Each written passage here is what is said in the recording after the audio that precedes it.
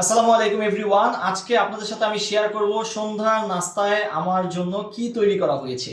এখানে আপনারা দেখতে পাচ্ছেন, বাসায় এসে আমি অফিস থেকে দেখতে পেলাম যে এখানে শর্মার জন্য প্রিপেয়ার করা হয়েছে ব্রেড। এখানে শর্মা বানানোর সকল যাবতীয় ইনগ্রিডিয়েন্টস রেডি করা আছে, আমি শুধুমাত্র বানাবো আর খাবো।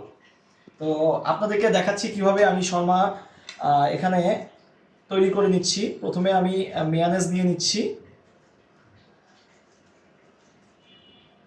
মেয়োনেজের সাথে আমি সালাদ নিয়ে নিব কিছুটা।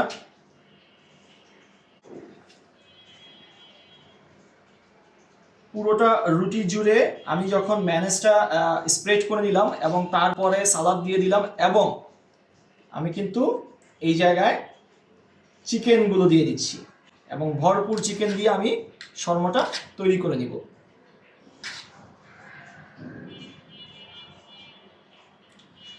আর সসের যে বিষয়টা আছে, সস অনেকে পছন্দ করে, অনেকে পছন্দ করে না।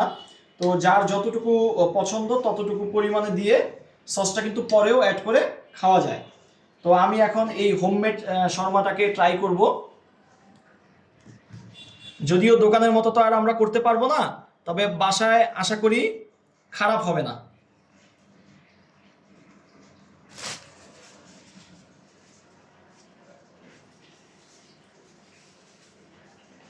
তৈরি হয়ে গেল আমার বাসায় হোমমেড শর্মা।